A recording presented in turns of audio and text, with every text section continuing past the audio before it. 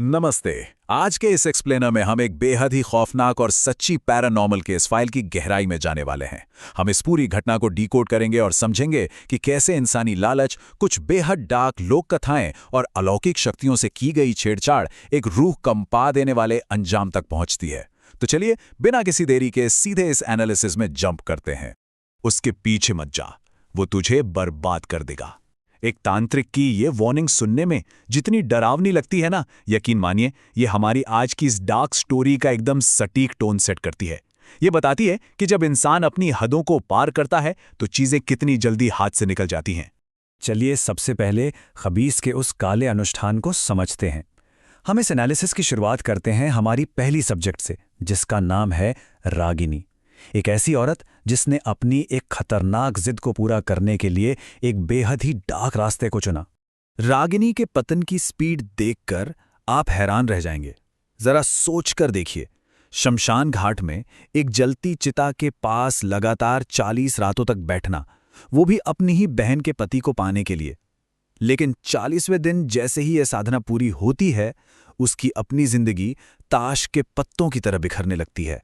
अब यहां सबसे बड़ा कैच देखिए। उस अदृश्य शक्ति ने रागिनी की पुकार सुन तो ली, लेकिन आपको क्या लगता है कि ऐसी शक्तियां मुफ्त में काम करती हैं? बिल्कुल नहीं। इसकी जो कीमत वसूली गई वो भयानक थी। उसी रात रागिनी की बहन निशा की अचानक मौत हो जाती है। रागिनी के इस काले स्वार्थ ने एक 3 साल की मासूम बच्ची शैली से उसकी मां हमेशा के लिए छीन ली। और यहीं पर कहानी में एक बहुत बड़ी आयरनी आती है। इतना बड़ा और खौफनाक बलिदान देने के बाद भी रागिनी को वो नहीं मिला जो उसे चाहिए था। निशा का पति विक्रम रागिनी के शादी के प्रपोजल को सीधे सीधे ठुकरा देता है। वो साफ कह देता है कि उसकी जिंदगी अब सिर्फ अपनी बेटी शैली के लिए है। मतलब वो डार्क सैक्रिफाइस पूरी तरह से बेकार गया। अब आते हैं उन भयानक और जानलेवा परिणामों पर जो तब सामने आते हैं जब कोई डार्क फोर्सेस को कंट्रोल करने की कोशिश करता है। विक्रम के ठुकराने के बाद रागिनी गुस्से में पागल हो गई। उसने उस शक्ति से विक्रम को ही रास्ते से हटाने की डिमांड कर दी। लेकिन इन डार्क एंटिटीज का अपना खुद का एक खौफनाक एजेंडा होता है। एक रात चांद की रोशनी के साथ एक रहस्यमयी परछाई रागिनी की खुली खिड़की से अंदर आती है। रागिनी का पूरा शरीर सुन्न पड़ जाता है, जैसे लकवा मार गया हो, और वो परछाई सीधे उसके शरीर में समा जाती है। अब तू मेरी है, मैंने तेरी एक इच्छा पूरी की, अब तू मेरी सारी इच्छाएं पूरी करेगी।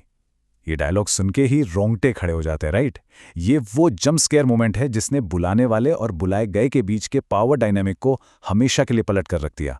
अब रागिनी मालकिन नहीं, एक खिलौना थी। अगले 6 महीने रागिनी के लिए किसी जीते जी नर्क से कम नहीं थे। उसकी आंखें गड्ढे में धंस गईं, पूरा शरीर हड्डियों का ढांचा बन गया।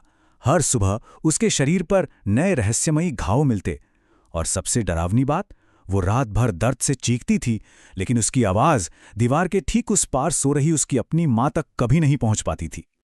आखिरकार इस रोज रोज के टॉर्चर को रागिनी सह नहीं पाई और उसने अपने ही कमरे के पंखे से लटक कर अपनी जान दे दी। लेकिन क्या मौत के बाद उसे आज़ादी मिली? बिल्कुल नहीं, क्योंकि उसने अपनी बहन की बलि दी थी। उसकी आत्मा परमानेंटली उस खबीस की गुलाम बन के रह गई। अब हमें लगता है कि कहानी शायद यहां खत्म हो गई, लेकिन नहीं। सुनीता पर मंडराता साया हमें बताता है कि ये एंटिटी अब एक पूरी तरह से मासूम और बेगुनाह शिकार ढूंढ चुकी थी। चलिए इस टाइमलाइन से समझते हैं कि कैसे एकदम नॉर्मल सी बस जर्नी एक अनाथ महिला सुनीता के लिए एक खौफनाक दुष्स्वप्न बन जाती है। रात का अंधेरा है, बस का टायर पंक्चर हो जाता है और सुनीता बस से उतरकर कुछ ही दूरी पर मौजूद घनी झाड़ियों की तरफ चली जाती है। और बस वही मौका था। अंधेरे में घात लगाए बैठे उस खबीस ने उसे अपना शिकार बना लिया। जब सुनीता वापस बस में लौटी, वो पूरी तरह बदल चुकी थी। कपड़े और बाल बिखरे हुए, शरीर पर ताजे घाव और चेहरे पर एक ऐसा खौफनाक सन्नाटा जो आपको अंदर तक डरा दे। और फिर जब वो बोली तो उसकी आवाज एक बेहद भारी और डरावनी मर्दाना आवाज में बदल चुकी थी। सुनीता का पति राजेश उसे पागलों की तरह ढूंढते हुए जब अपनी कमला चाची के घर पहुंचता है तो जो वो देखता है वो उसके होश उड़ा देता है। सुनीता सिर्फ अपने पैरों की उंगलियों पर खड़ी थी। उसमें इतनी सुपरनैचुरल ताकत आ चुकी थी कि उसने राजेश को सचमुच हवा में उछालकर कमरे के दूसरी तरफ फेंक दिया। अपनी पत्नी को इस हालत में देखकर राजेश टूट जाता है। उसे बचाने के लिए वो पहाड़ी पर रहने वाले एक बहुत ही शक्तिशाली तांत्रिक के पास जाता है। और यहीं से इस पूरी कहानी का असली अंडरलाइंग फोकलोर हमारे सामने आता है कि आखिर खबीस क्या है। सुनीता के साथ एग्जैक्टली क्या हो रहा है, उसे समझने के लिए हमें इस सबसे क्रूशियल सवाल को एड्रेस करना ही होगा। ये खबीस असल में चीज क्या है? तांत्रिक इस रहस्य को बहुत ही ब्रिलियंट तरीके से ब्रेक डाउन करता है। देखिए, रागिनी ने जिस खबीस को बुलाया था वो टाइप 1 था, जो अनुष्ठान से आता है और बलि मांगता है।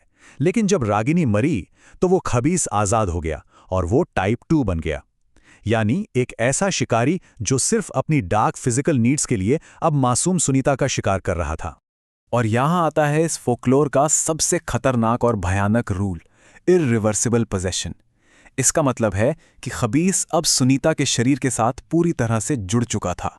अब कोई सेफ एग्जॉर्सिज्म या झाड़ फूक काम नहीं आने वाली थी। उस एंटिटी को खत्म करने का सीधा सा मतलब था सुनीता की भी मौत। और ये खतरनाक रूल हमें हमारे इस एनालिसिस के सबसे दुखद अंत यानी उस हार्ट ब्रेकिंग क्लाइमैक्स की तरफ धकेलता है।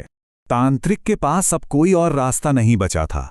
उसने एक राख का घेरा बनाया, ताकतवर मंत्रों का जाप किया और आखिर में उस डार्क फोर्स को हमेशा के लिए उस शरीर से नष्ट करने के लिए खबीस के साथ साथ बेचारी सुनीता को भी उस आग में जलना पड़ा। मुझे माफ कर दो सुनीता, मैं तुम्हें बचा नहीं पाया। राजेश के ये आखिरी शब्द सच में दिल चीर देते हैं। एक बेगुनाह आदमी और उसकी बेगुनाह पत्नी, दोनों को रागिनी के उस काले लालच की सबसे बड़ी कीमत चुकानी पड़ी। हम आज के इस एक्सप्लेनर को एक बहुत ही अनसेटलिंग सच के साथ खत्म कर रहे हैं। देखिए, सुनीता की मौत के साथ वो फिजिकल नाइटमेयर तो खत्म हो गया, खबीस का वो वेसल नष्ट हो गया, लेकिन इन डार्क एंटिटीज की भूख कभी नहीं मरती। अगर उसकी वो डार्क हवस आज भी जिंदा है तो जरा सोचिए उसका अगला शिकार कौन होगा। इसी रोंगटे खड़े कर देने वाले सवाल के साथ हम आज के इस एनालिसिस को यहीं विराम देते हैं। जुड़ने के लिए आपका बहुत बहुत शुक्रिया।